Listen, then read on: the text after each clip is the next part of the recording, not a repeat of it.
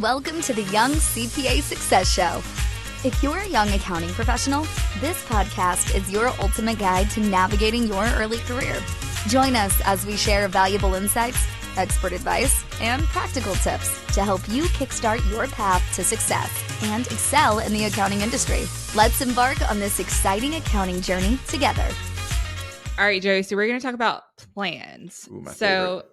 Yeah, I want to hear from you. Have you ever made plans for yourself that ended up going a completely different direction or all wrong? Tell me about it. Oh, yeah. Okay. So in the summer of 2008, I was 2 years into college and I decided to move to Manhattan, Kansas to go to school. Because I was going to UNM, and it was not that there's anything wrong with UNM here in Albuquerque, but I just needed a different challenge. So I was like, okay, I am going to go to a different school and just go and do something completely different for my life. And at that point, I kind of, I looked around and I was like, I'm probably never coming back to Albuquerque ever again.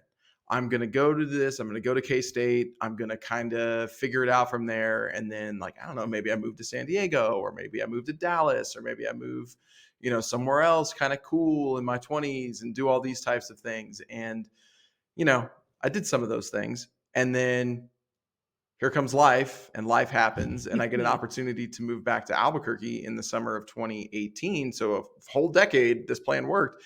And then here I am 5 years later after that move, sitting in a house about a half a mile from where I grew up. So I did the full boomerang, and I would have lost so much money saying I am never going back to Albuquerque ever again. This is the Taylor Swift. We are never, ever getting back together ever.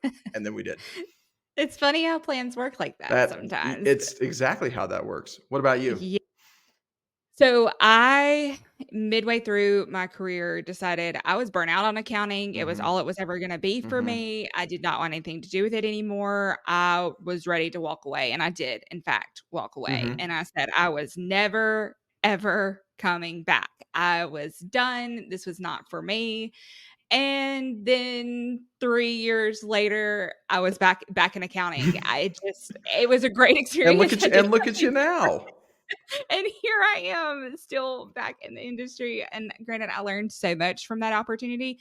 But whenever I set my sight on not coming back and walking away, I was dead set in that. That was the plan. And I meant that I was sticking to it. And I think all of us probably listening to this have moments like that in our lives where we've ended up pivoting in a way that we didn't think we were gonna pivot. And we all probably still will have moments like that in our life. And that's a good segue to talk a little bit about our conversation today with Traci Barrett, a woman that you and I both know. We've heard her talk a number of times. We have a number of folks here in our office who work with her and her life partner and business partner, Tom Barrett, with their company, Navigate the Journey. Again, a group that we've been working with for a number of years. And we talked to her today about choices and, career pathing and regrets, and also creating structures and all sorts of things that you can do to kind of help create a mindset or a framework for figuring out what your next pivot's going to be, which I think is it's something I really wish I had learned a lot about when I wish I knew more of this in my 20s. Because I think, I was just sort of throwing spaghetti at the wall and seeing what stuck. In a lot of ways, I was choosing and visualizing what the next 5 years of my life looked like based on what other people said my life should look like. I was focusing on it for all the wrong reasons. And I think that we do talk about this with Traci, but if I'd have taken a step back and just broke it down into smaller pieces and said, what do I want the next year of my life to look like? And I need to focus on things and not focus on the things that don't serve me. And also develop more of a longevity mindset. That was something really early on in my 20s that I did not have. No. I just, being flat out, I just did not have a longevity mindset. I bounced around a little bit till I figured out some good places for me. And there was a lot to be learned in that journey. However, if I had heard some of the things that we talk about with Traci today in my 20s, oh my goodness, how different my life potentially could have been, or at least the things that I could have learned in those scenarios could have been. So I hope that there's something for everybody in this conversation, even no matter where you're at in your career, but especially for our young CPA, young accountants, people who are thinking about coming into the industry, can gain from this conversation with Traci. Yeah, and we've had a couple of things that we've had as we've done more of these and talked to more people, and none of them are connected, by the way. It's people in different industries. There's been several through lines, and one of the ones that Traci talked a lot about is mentorship. And I think that's, we've done a couple of shows now and where we've talked a lot about mentorship, and that hopefully shows everybody just how important it is to like find that good mentor. And I should mention, mentorship's different than coaching.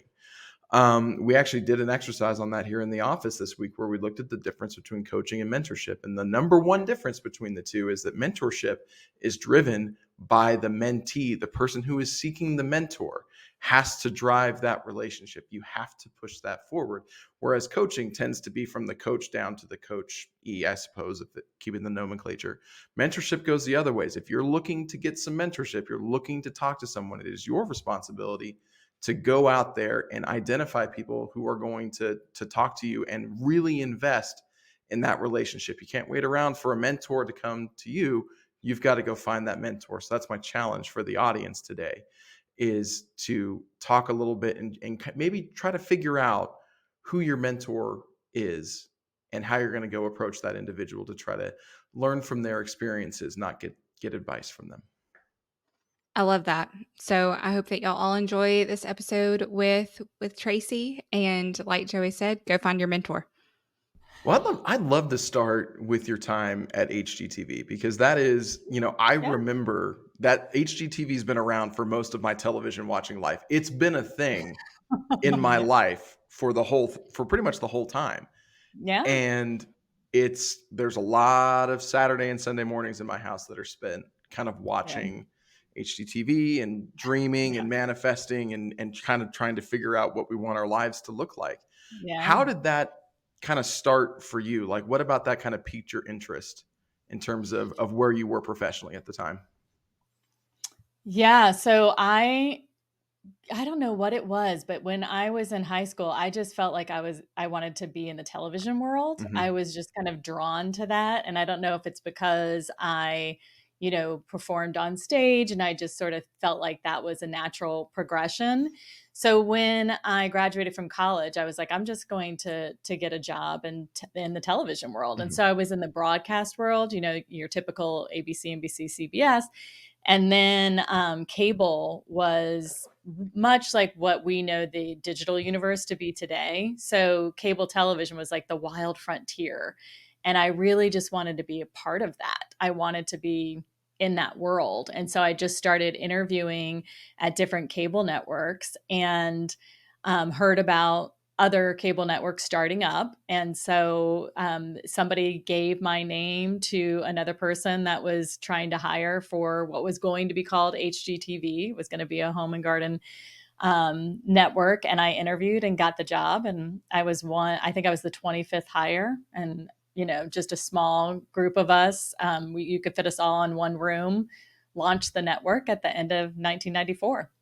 And it was not guaranteed to be a success by any means. I mean, there were cable networks all around us that were failing. And, just like, as you guys know, in the digital universe, tons of companies start and just don't make it. And so the same was true for cable television. And so we were just a scrappy group of entrepreneurs wondering if we could get this thing on television and get programming. And so I actually started with the network before it even existed on air. And it was super fun. It was the best entrepreneurial training ground I could have ever had. And leaving that role, and obviously it found success. That is a well-known TV network that we can all recognize. And so obviously it found success. But leaving that role, I'm sure, what was the moment where you started to feel the need to pivot, like the urge to do something different? Because obviously I'm sure you probably could have stayed and had a lot more to your journey there at HGTV. But what was it that made you think that you might want to do something different?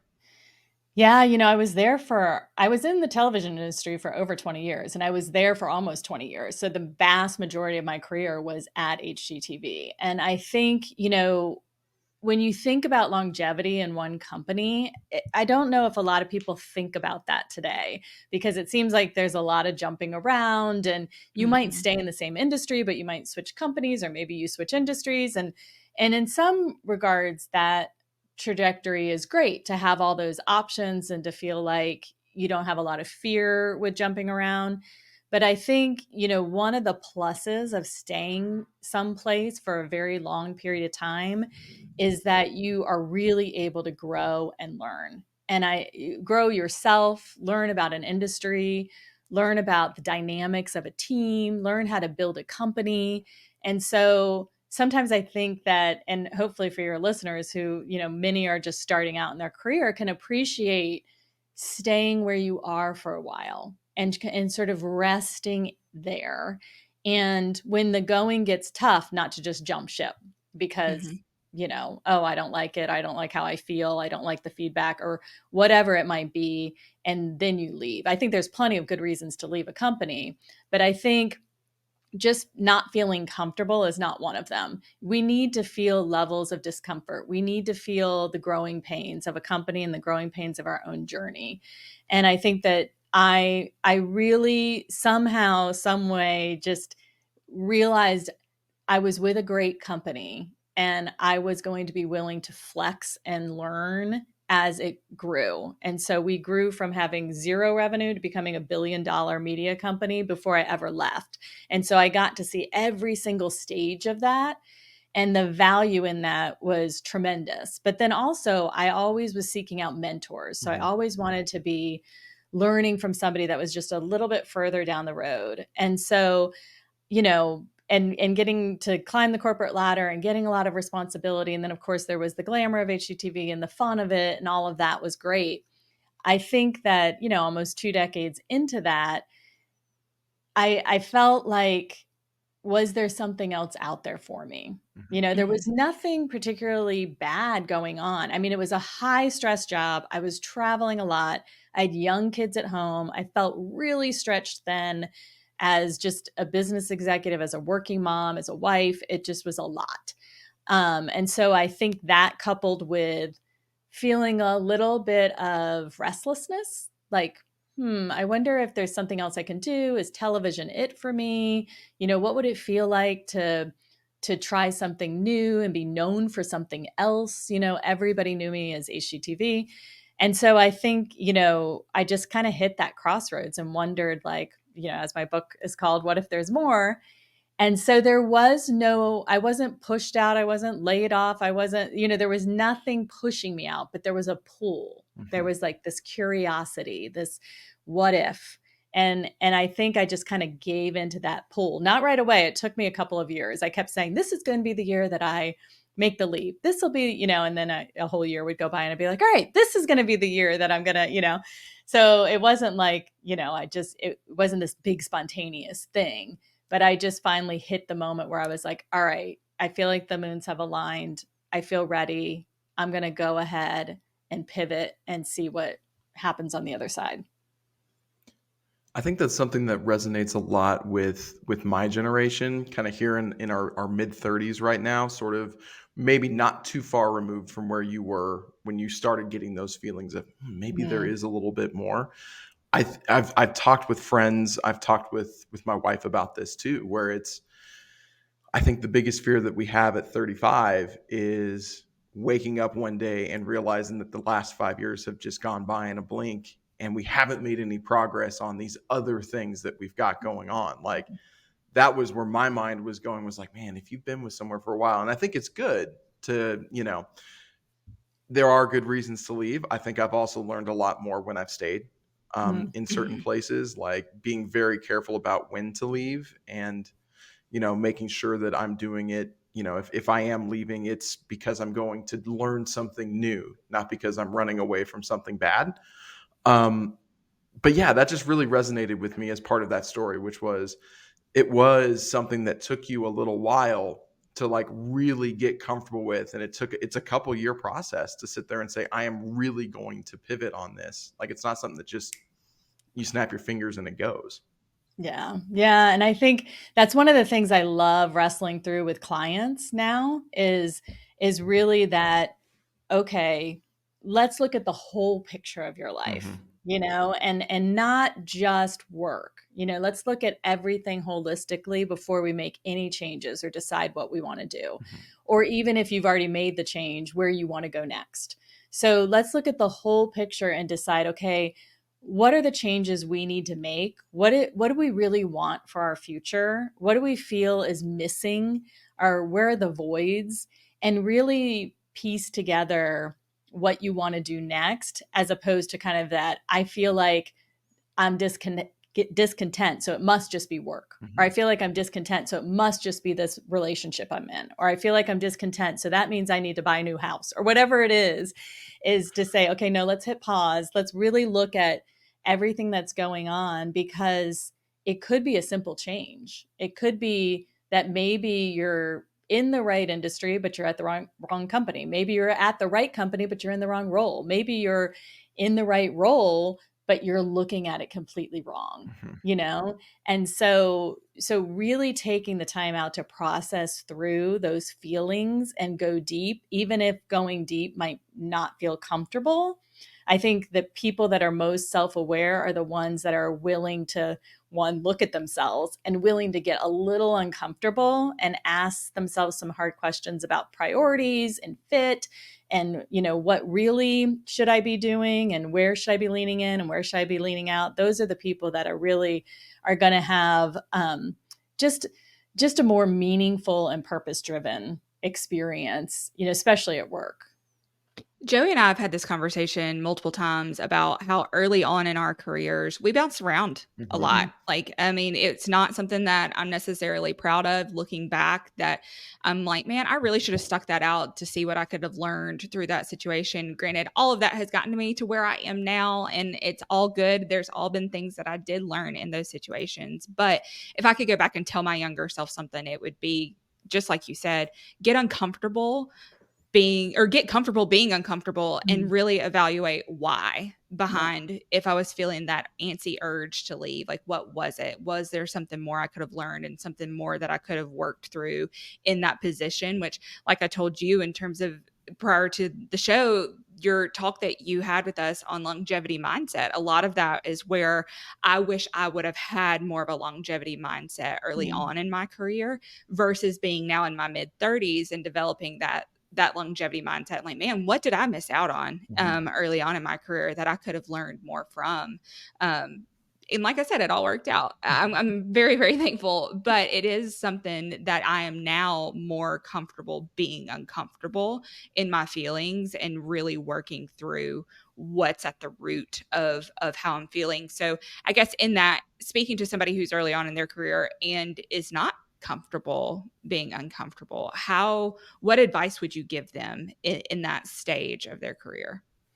Yeah, I think I mean, I love everything you just said, and it's so true of the generation we're living in now, not particularly a generation of age group of people, but really just a whole generation. We're all experiencing this digital universe, this instant gratification, this, we don't want to feel uncomfortable. We want everybody to be a bit coddled, and it's a really hard place to navigate, right? Because we should be concerned about our mental health, and we should be concerned about burnout and stress and all of those things. We are an overstressed, group of people, especially in America. But at the same time, we need to be uncomfortable to grow, and we need to be uncomfortable to push through things, right? So if we're constantly trying to escape uncomfortableness, or we're constantly trying to feel instantly gratified, or we want to be, reach the level we need to reach as quickly as possible to feel like we've achieved something, right? Then, we are missing out on really living life the way it should be lived. And that's where the whole hustle culture mentality, right, has come in, is that we're I feel like we're on a race, like it's a sprint. It's not, we were talking about the name of my company is Navigate the Journey. It's like, I want this to be a journey for people. Life is supposed to be a journey, but I don't know of any journey that is whipping by at 100 miles an hour. Right. But that's often what we feel like our life is doing. It's whipping by. And so to slow things down, we really need to have a life where we're just focused on the things we're supposed to be focused on. And we're really doing the work on ourselves that can feel uncomfortable, and not just trying to get comfortable all the time, trying to, as I was saying, kind of coddle each other. And it is a nuanced sort of, it takes a lot of emotional intelligence to be able to say, okay, these emotions we're feeling either individually or collectively are okay. They're good. They're going to get us to the place we need to go. And so we might have to sit in the messy middle for a little bit. And instead of, avoiding, or what's happening in our world is a lot of people are just going to an extreme side. They're joining a tribe and they're just, that's it. We're not going to go back in the middle and work things out where they need to be worked out. And so, I really encourage people, that are just starting out in the working world to really think about their motives, like, why am I making this decision? Or why am I running away from this? Or am I running away from it? And then what can I do to grow and to persevere and to really meet people in the middle?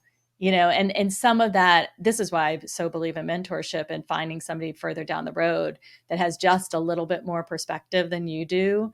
Because I know, being in the business world for 30 years, I can look at somebody who's in their 30s and be like, oh yeah, I know exactly how you feel. And then and let me just tell you, hold on, hang in, slow down, don't worry. It feels like you have to get this done in 5 minutes, but you don't. And how else are you going to learn that unless you go and seek somebody out further down the road that's going to be able to speak into your life that way? And even now in my 50s, I have people in their 60s that are mentoring me. And I will always do that because I know that those people that I see as wise, if I rely on them and I check in with them every month, they're going to get my perspective back where it needs to be. And then I can go back into the weeds of my life and my work.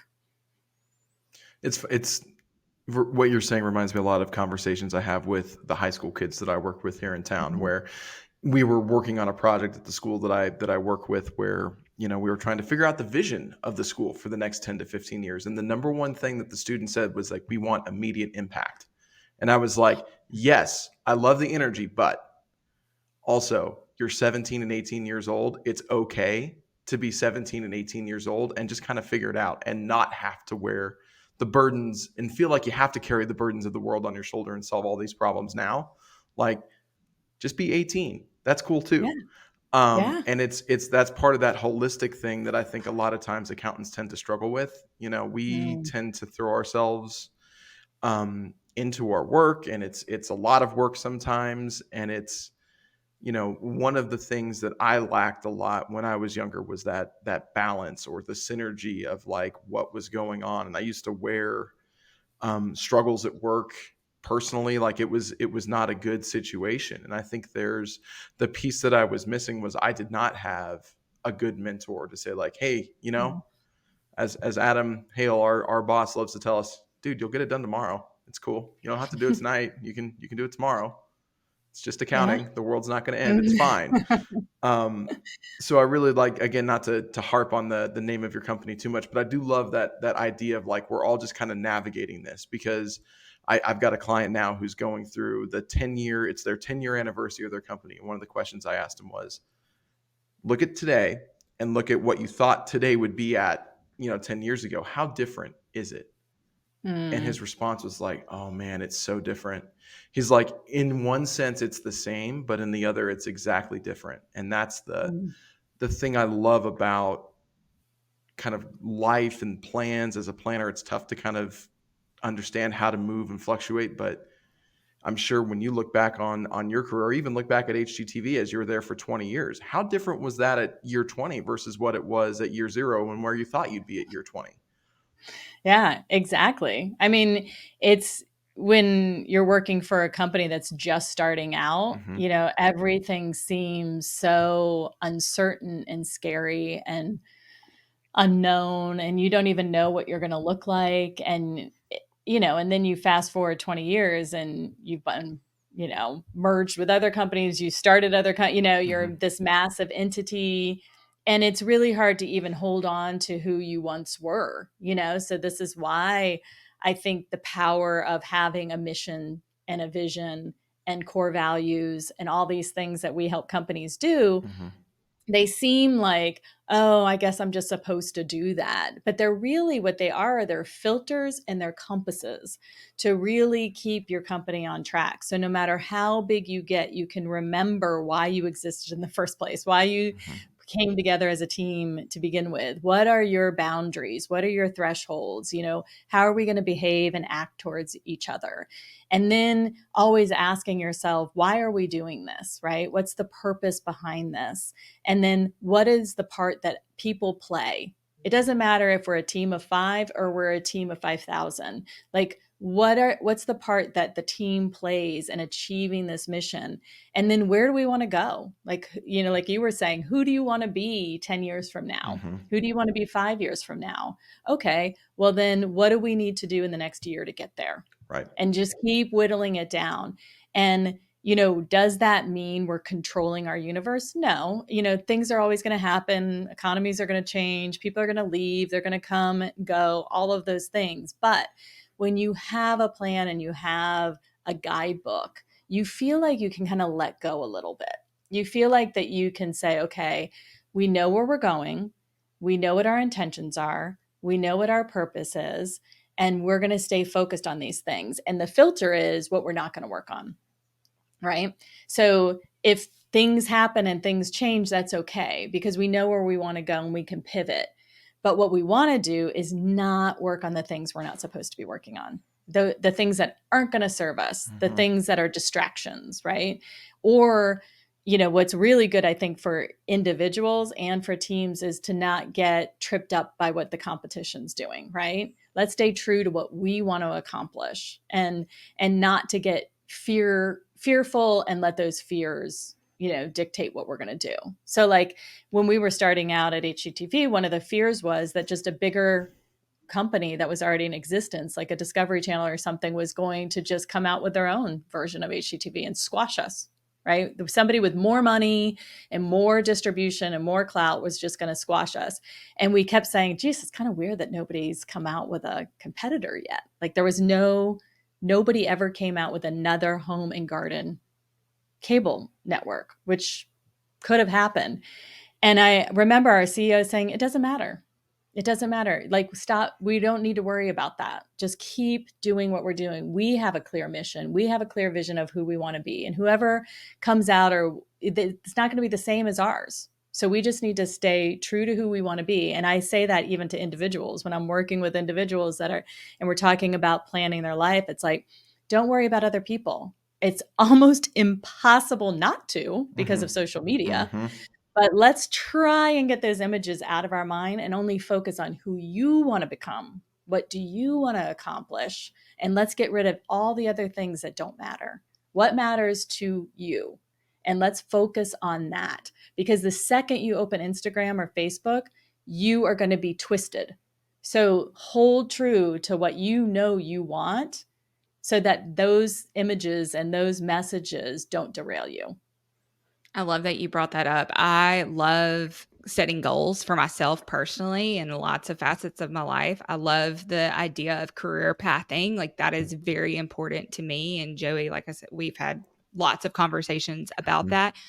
One thing though that I find that I personally struggle with whenever I do set goals or try to set my sight on what the next 5 years might look like is also balancing the goal setting with contentment of where I'm at right now and versus always feeling like I'm trying to strive for the next thing, which, because like I said, that is so important to me, and I want to always be working towards that goal. Do you find that that's a common struggle, or am I kind of on an island over here?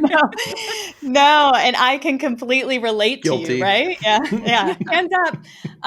Yeah, because it's, the achiever in us, right? We want to achieve, we want to reach our goals, and those are good things, right? Because we want to always be working to become that better version of ourselves, or always working to optimize our life, right? We believe like there's only one go around here, so let's really lean in and lead a life that's purpose driven and meaningful and living to our full potential. But you're right, at the same time, right, you have to balance future with present, and even balance present with past. So that's why when I'm taking people through my process, we look at the past and say, okay, how are we going to reframe that in the present so that it serves us well? As opposed to so many people don't even want to look at their past, or are consciously or subconsciously being pulled back, into those old patterns and those limiting beliefs. And then when we look to the future and we look to the things we want to accomplish, we keep that as sort of a North Star of where we want to go. But then in our day-to-day, we're feeling gratitude for where we are. And I think, practicing gratitude and practicing mindfulness is really the key to keeping yourself from, discontent, right? Mm-hmm. And knowing that life's going to have its ups and downs, and I write about this in the book, is that if we don't leave space for the hard times and the good times, and look at our life, as one experience, then we're going to have trouble, because we're on the bad days, we're going to be like, oh, see, it's not working out. I shouldn't keep going for that. I need to, readjust everything. And so our goals keep us from, giving up or wavering or pivoting every 5 minutes. But at the same time, we really want to be doing a daily exercise. And I try to do this in the morning, at night, having different routines where in the morning, even if I just can do a daily calm meditation for 5 minutes, it's amazing how different my entire day is. Or if I'm able at night to just write in my gratitude journal, just 3 things, how different the whole next day is. That the night before actually prepares us for the next day. And so it sounds so cliche, and like people talk about it all the time. But if we don't practice these things, it's hard for us to see the power in it, because, it's really easy to get derailed again by our past or our future if we're not doing the practices we need to do in our present every day to make sure that we're staying content. And, contentment too, so wrapped around all that comparison as well. We just have to let go of that, because none of that is real. I mean, I have 2 teenage daughters. And so my world is like, between conversations with them, they're showing me, oh, but this person on TikTok, or this person did this, or what about her wearing that? And can I have these shoes? It's like non-stop. And you have to kind of, it's good practice for me to be having these conversations with them to say, okay, let's put this all in proper perspective, gals, like what's going on here. I just cannot believe the amount of messages that they are inundated with every single day. And, it's just hard to see how this generation coming up, where it's going to land, because even they are sick of all the messages coming at them. When they went to camp and they took their phones away over the summer, they said it was the best week of their life, and I mean, what does that say? So, we're always wrestling with this contentment struggle, but yet I think down deep inside, we know what the answer is, but it's just going to mean letting go of certain things in our life. I love that idea of routine. And I try not to harp on sports, but I always go back to sports because it's what I know. But I used to tell people all the time, in sports, you have routines because under pressure, execution just becomes the last step of the routine.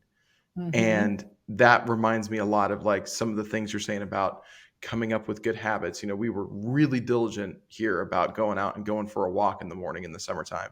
And then life got busy and we stopped doing it. And it's like, we feel the difference now because we are not as committed to it as we were earlier this summer. The other thing too that I think is interesting, and it goes back to how we measure results. Hannah, when you were talking about growth and measuring things, I thought back to my time as a financial planner when we used to talk about financial goals. And humans, we're just really bad at understanding like how exponential growth works. So like we'll sit there and say, well, I got to go from here to here, and I expect that we're going to do it in a straight line.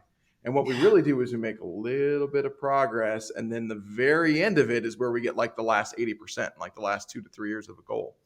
And I think life is the same. You know, if you look at, you can call it the snowball effect, you can call it whatever you want. But as you learn and grow, you're building those tools and you're building the toolkit to allow your life to have that exponential growth. But you don't see it for the first 3 or 4 years. It isn't until afterwards that you look back and realize, oh, I did have the big piece of growth. I just was so stuck in the middle that I didn't see it. And that's how I've been trying to frame a lot of my personal goals is like, you know, I'm probably not going to see the benefit of this until much later, but I know that I'm focusing on the work. I'm focusing on the routine. I'm building the base to allow myself to go. So we're going to get there. Yeah, that's really great reminders too. And I mean, you guys know Tom, who's my business partner and my life partner. And he is always big on execution because it's, you know, we can set goals, we can dream a vision all the time, but they just stay dreams unless we are executing and holding ourselves and each other accountable. And so that's the hard part for people. It's like everybody loves to talk it, like even I will call myself out because it's like for years I talked about how fabulous meditation, you know, the research on meditation and all that. You would have thought that I was a meditation guru, you know, and then I was like, I think I should probably do meditation. like maybe I should actually sit down and give this a whirl, seeing I've read all this research and I keep quoting all the research. And then you do it and you're like, wow, that actually works. And I think it's the same. You could apply that to anything, business, you know, goals you set yourself, life goals you set yourself. They're fun to set. It's fun to dream about where you want to go. It's fun to put pen to paper and say, these are the 5 goals. It's not so fun to execute upon them. Right. And so that's where we're really going to see the traction that we want. You know, that's that snowball effect or that climb or whatever the trajectory it is. It could be quick, it could be slow, it could be somewhere in between, but we're never going to realize it unless we're actually disciplined and executing. And I think, you know, that's just the part that people, you know, they bristle at, they get uncomfortable in their chairs because they know it's true. And it's just hard. And that's why I say, don't set 500 goals. We're not talking about a million things you have to do. Just pick the 3 things that you want to change for 2024. Just pick 3 things. Do the work, sketch it out. What are the things that, you know, you really want are the priorities?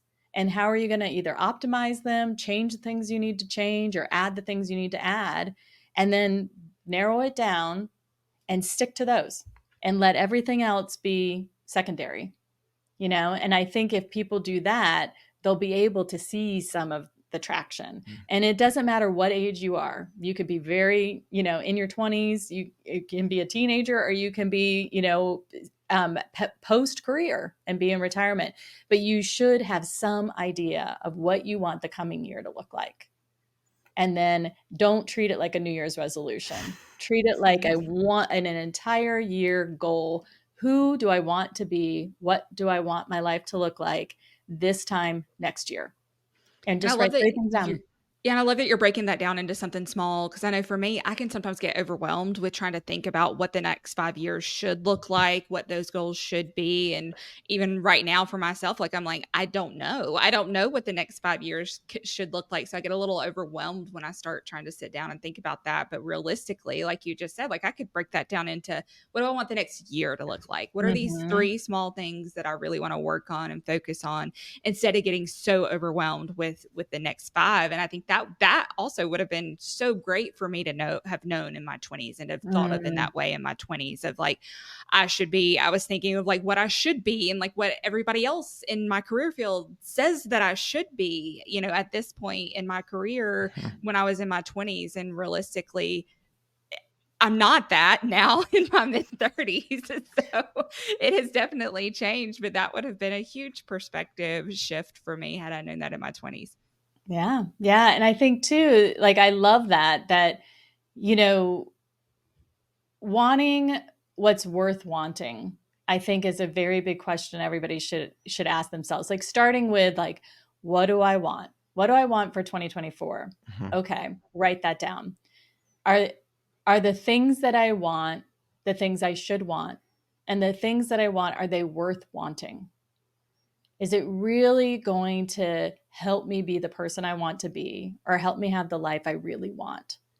And when I do that with my clients, sometimes for them, it's shocking, because they'll throw out things like, well, I want to grow my company X%, or I want to become an influencer and have this many followers, or they're just throwing out things that they think are the things that they should do, are the things that they see other people doing. And then when we start to push on it and say, okay, well, why do you want that? Why do you want to start that line? Why do you want to reach this type of platform? Why do you that when they have good reasons behind it, then it's like, okay, all right, let's start building goals. But when they're like, well, that's what so-and-so did, and they seem like this is working for them. And it's like, no, like, okay, let's really boil this down to like, what do you want out of your life? Right. And is this job you're sitting in or this business you're building going to give you that life? Is it going to give you that satisfaction? Right? Because in the end, the only person living your life is you. So it's not that person you're looking at, so if that life is not going to make you happy, don't do it. Do the life that's going to make you look happy. It might feel or look smaller to everybody else, but who cares? You can have a big life, you can have a little life, you can somewhere in between. But if you are finding contentment and connection and purpose and meaning in that life, then, that is what you should be doing. And don't worry about everybody else. I think that's the hardest part of that process. And we go through the same thing with our clients and business owners too. It's a lot like implementing an entrepreneurial operating system, right? Yeah. Where if your goal is to find 2 or 3 goals that you're going to do, that probably means you're going to have to say no to about 5 or 6 good ideas in order to find those 2 or 3 great ones. And that kind of leads me to something that I think about a lot, which is regret. Unless you're a Kardashian and you're just so independently wealthy that money doesn't matter, you're probably going to have to make a decision where you're going to have to choose one versus the other. And it's something my wife and I are paralyzed by, because we think about things like, well, we're in our mid-30s. We've got about 3 more years left to have a kid. Is this something we're going to want? And we try to play that game with ourselves and say like, well, what are we going to regret more down the line? And the answer is we don't know. We have no idea what we're going to regret more. We're going to regret something. We're going to either change the life we love or not change and mourn the life we could have had. And that's a really interesting place to live from that perspective. And I think the message that I wanted to get across to our audience is like, it's okay to have some regrets back in life, because I've got plenty. But I've also known that each one of those things had I not done it, I'd be regretting something different. Either the life I didn't live or the life I did live. And that's just part of pivoting and part of growing and part of being a human is again, unless choices don't matter, but for most of us, choices matter. Yeah. And I think when the one thing that kept popping up in my mind when I was listening to you talk is mentors. Mm-hmm. It's really hard to make those decisions in a vacuum of your own mind, or even within a couple. It's really hard. I just can't tell you how what I've experienced in my life, any success I've experienced in my life, how much I credit to the mentors in my life and the people in my life that are further down the road. And I have mentors. I have mom mentors. I have wife mentors. I have business partner mentors. I have people that I am able to go to. And when you're deciding a big thing like having children, you need to find somebody that's in their 50s or 60s that has kids who have gone the entire journey, and just say, these are the things we're wrestling with. These are all the pros we're thinking about. These are all the cons. You tell us what your journey was like, your experience. Don't tell us what to do, but tell us what your experience has been. And I think, therein lies the difference, because everybody's going to tell you, want to tell you what to do, but good mentors don't tell you what to do. They tell you their experience. And, good business mentors, they don't say, oh, you should quit or stay. They say, here's my experience. Here's what I've seen in all my decades of being in business. Here's what I've seen as my decades of being a parent and watching other parents and having parent friends. This is my experience. And then you take that information and you decide, because it's really, you can't avoid regrets. We're all going to have regrets, but you can avoid certain regrets. Oh, for sure. You can, and that is by going and really seeking advice. And sometimes people really are scared to do that because they're scared what they're going to hear. And they're scared that people are going to judge them if they don't follow whatever they say. That's why you've got to find the right mentors, people you admire, people you trust, people that you feel like, I'm looking at, how you're doing this sector of your life, and I like it. And so I want you to tell me, what was your experience to get there? I think the other thing too for us is just giving ourselves the grace to remind ourselves that we're all just doing the best we can. Like, we really are. Even you can get the best mentors and all those things, and something happens down the line that no one saw coming. And you just got to give yourself the grace to say, hey, you know what? I made the best decision I could. Here's where we go from here. Exactly.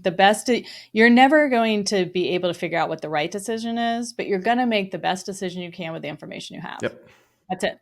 That's all you want to do. And so make sure you have all the information that you possibly can have, and then just make the best decision you can based on that.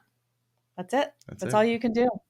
And then that will lessen your regrets, because if it doesn't work out, you can say, I did all my due diligence.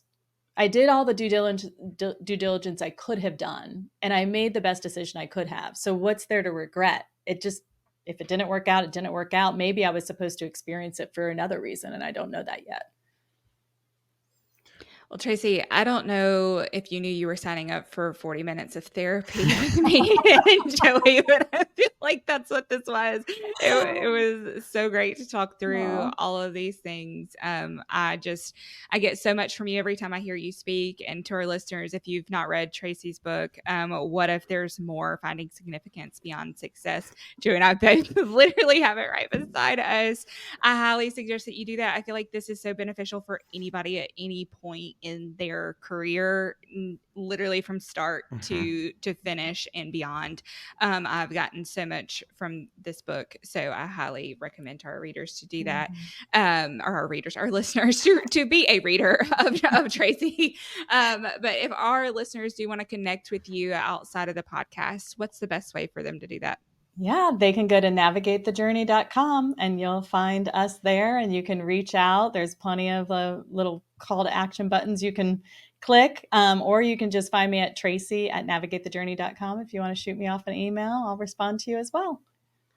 Awesome. And we also like to end on a little bit of a different note. We want to hear a little bit more from you. This is something we've started with our guests on the podcast, but we want to know, Traci, what is your and? We know that you're an author, and what else? Tell us a little bit about how you would describe yourself. Oh, wow. Well, right now I feel like I am a wife and a mom, a very, very busy family life right now, which it's been sweet moments. I have a junior and a senior in high school. So you can imagine we are in the midst of college visits, college essays, college applications, SATs, ACTs, and every time you feel like you've gotten one phase of parenting down, a new one comes along, and this phase has been, it's somewhat bittersweet because it's the almost the end of under our roof type of, 24/7